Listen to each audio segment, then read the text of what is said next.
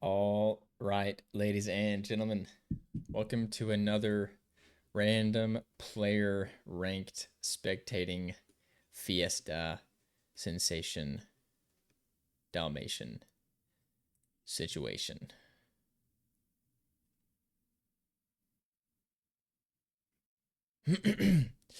So we have three teams here. That is to say, two teams with three players on each team. Up in the north, in the red, on Temag's team. In the red, we have Lux Ray playing as the Poles, while this is going to be a test of my game knowledge. In the yellow, Temag, the leader of the team, playing the pocket as the Slavs. And in the orange on the right side, Guacho Guardian playing as the Mayans, right? Yep, I'm trying not to look down here too much to just look at the icon and just know what the civ is from looking at the icon. I'm getting a little better at that. And then in the south, on the far left, in the teal, Rock or Bust playing as the Vikings. We all know that icon. We know that icon very well. In the green, the pocket player for the blue team here, playing as the Incas. Chagas in the green, playing as Incas. And on the right side here, dark blue, we'll just call it blue. Diego RH playing as the Malians, right? Yeah, Mayans are up here. Malians are this icon. Okay, good, good, good. So, speaking another language, I'm not going to really be able to keep up very well with the chat between all these players. But we never really casted at 3v3. I'm going to assume that the early game is. Well, you know what? I just realized we're actually live right now, so I can't fast forward. So we're going to get every inch of this game. We're going to be able to see every single inch of this game. I want to keep an eye on. Let's just keep an eye on this for now. This is going to tell us a lot about the idle TC time and just early game eco from these players, especially the ones that need to have very good ecos to start with. Specifically, the Viking player here, Rock or Bust, the leader of his team and the Scion.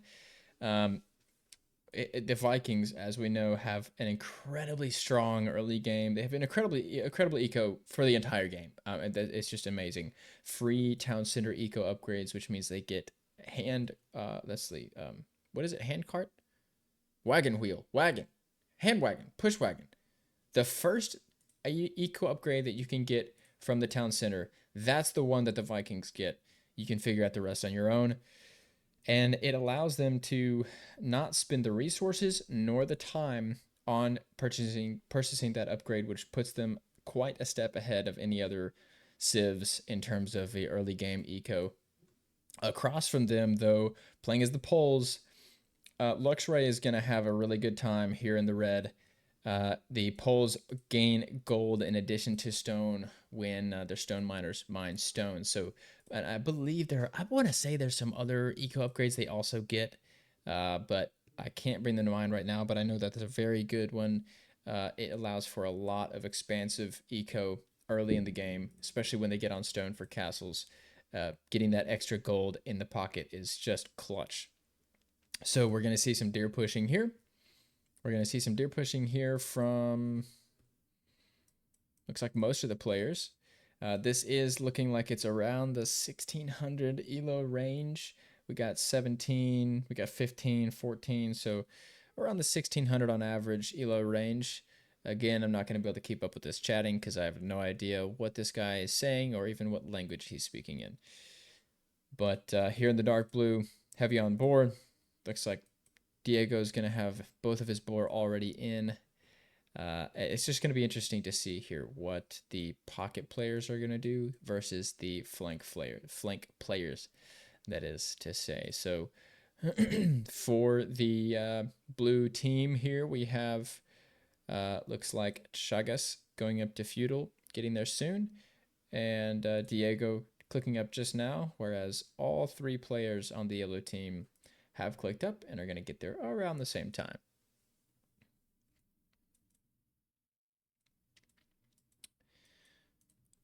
Luxray going to try to be a little sneaky with his scout here, looks like. Maybe chasing down Cyan Scout, who gets the first hit. So he's not going to want to take that fight unless he's able to hit Castle Age first, which he's going to do actually. So, or sorry, Feudal Age first. So I believe, you know, this could be a fight he could win if he goes for it as soon as he hits Feudal Age, because I believe the Scout Cav get a little buff in the Feudal Age. Let's just take a look at that real quick. 5 damage, 3 damage. Yep. So they get the extra damage and speed when they hit Feudal Age, but looks like he's not going to try to take that fight. So all players looking like they're going to do some scouting here. Smart plays here. We have a barracks coming in for the Mayans. Gonna have to focus on that every single time and look over here because I don't know their names. Mayans putting a barracks down, putting an archery range down. The Mayans do make the plumed archers from their unique unit being the plumed archer from the castle. Blue here going to also put archery ranges down, going to try to wall up. And yellow going for a stable, playing as the Slavs. That's going to be a very smart move. So we can probably expect some scouts from the Slav player as their farms are just outrageous. This being 3v3, this Slav player being in the pocket will be crucial. If he can get many farms up in the back line, get a strong food eco, will put him very far above and ahead everyone else on the field. The Polish player here going to go for archers. Down in the south, we're going to see archers as well from the Vikings in the Cyan. So not something we're used to seeing. We're going to see archers coming out from the Vikings. And the green looks like the Chagas, the Incas player, is just going to try to... Oh, no, he's putting a forward infantry. Okay, so he's going forward infantry, protecting his villas, getting a little stone income on the side. Looks like green's going to try to do a little something sneaky here with these barracks at some point. I'd like to see something a little special with that. Orange, gathering a little information, just passing. But these yellow scouts from Temag might be doing a little more than just passing, as Orange's Ouchers. Ouchers? No, I just said Ouchers. As Orange's Archers also join these scouts here in trying to put a little pressure on Blue early. So all players in the Feudal Age here, but the only players really putting pressure on are Yellow and Orange, trying to get a little damage on Blue, who puts up some quick walls. Very smart play. Very well done from Blue. Polish archers going up against Viking archers. This is 6 against 5, but Red is taking the first shots and is going to land some hits. He's going to land crucial hits with the help from the scout. He's probably going to clean up these archers here, but the scout does go down. So Red loses 1 archer, but takes out 4. In the south, back down here, more scouts coming in here from Temag. Looks like I'm trying to find the orange units here. Yeah, it looks like the archers are still doing damage against these villagers. They're going to clean up these wood line villagers, and these scouts are probably going to kill the rest of those villagers from Blue, but he does have some archers for some defense. He's going to need some help from his teammates. Eagle Scouts trying to come out from green. I missed this earlier. Green putting pressure on yellow here up in the north. I want to say this is the right play. Yeah, this is the right play. He's going to bring yellow back to his base as he has nothing at home to defend. He is garrisoning some scouts here at home. So 5 Eagle Scouts rather. Going to go against probably what we're going to see is when yellow has all 5 scouts finished here, he will release them and make them attack the green Eagle Scouts. But I cannot quite remember. I don't see civs from this area, this type of civ, very often. So I'm having trouble remembering if the Eagle Scouts will do well against a scout cap. But they do have a pike in there, so I'm assuming yellow, if he wants to take that fight, he's going to want to take it with better numbers, because I'm going to assume he would lose that fight. Green beating his head against a wall here, trying to take out this palisade, but yellow just going to be able to repair that anytime he wants to. even though he might not choose to, it looks like. I'm trying to keep an eye on the map here. It looks like nothing much else is happening down here in the south other than green sending more Eagle scouts. The yellow scouts from Tamag do come out. They're going to kind of have a little bit of standoff here. Not quite sure what they're going to want to do. Here in the west, looks like blues or Cyan's archers are going to walk up on red, but red still massing archers from his 2 archer ranges. Not much of a fight there yet. Green's still trying to sneak these Eagle Scouts in, put feudal age pressure down on these teams. I want to go see what kind of resources we're looking at here in terms of the food and gold. So on the orange side, a little bit more food total. And well, I was going to say, we're trying to see which players might be trying to go up to Civ, to Castle Age here. I feel like green, Chagas, has the best opportunity to get up to Castle Age, but they're going to take this fight. So Tamak going to take the fight with his scouts. And I want to say he's going to lose this, but it looks pretty even. Yellow bringing his villages into help, and green making the right decision here to move away. But yellow brings his villagers off. He's going to be able to take out yellow's scouts here. So yellow's scouts gone. All of his military gone, except for the ones in the south here dealing damage to green's eco. And as his barracks are far up here, he can't quickly get them in here to his eco to help out. This is looking bad for green. He's going to have a lot of eco stoppage here. That's a lot of archers, quite a few scouts in his back line.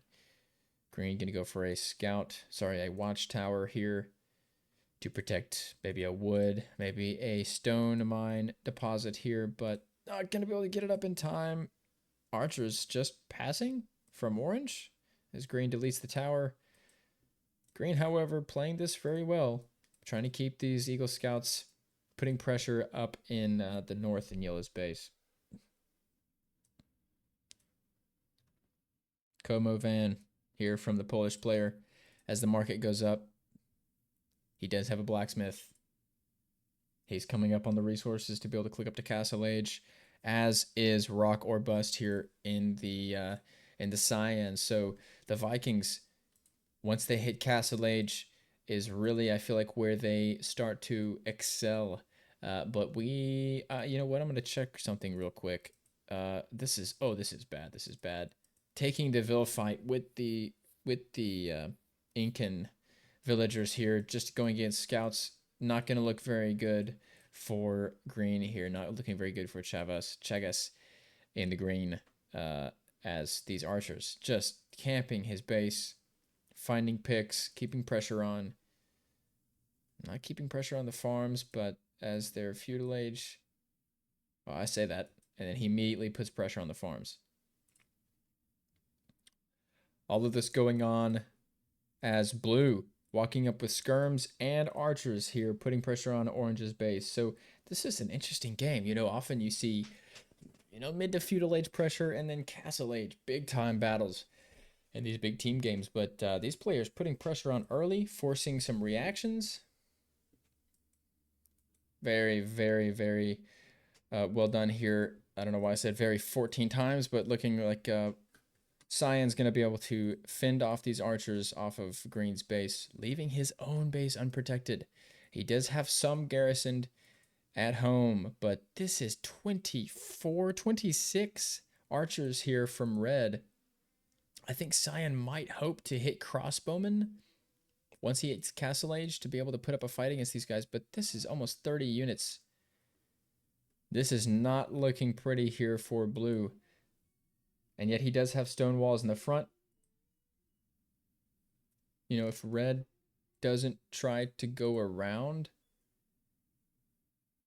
I'm trying to see here. If red doesn't try to go around and see the palisade walls, sorry about that stutter, then he's going to think he's got stone walls all the way around. So red not going to scout.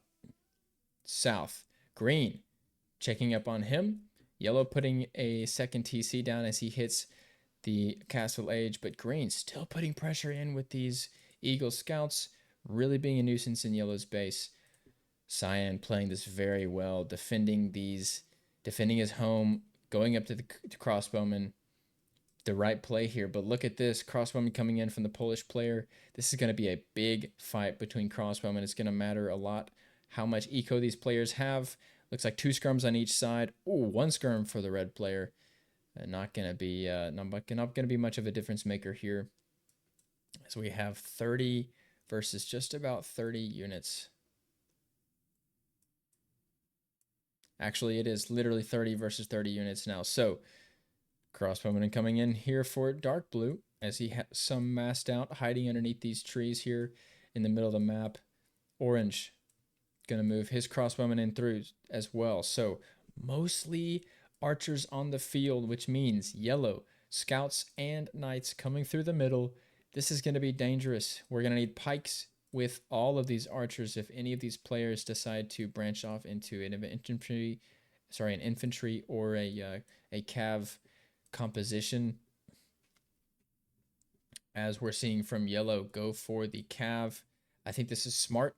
He's going up to 3 town centers. We're probably going to see a lot of farms pretty soon here from the yellow player.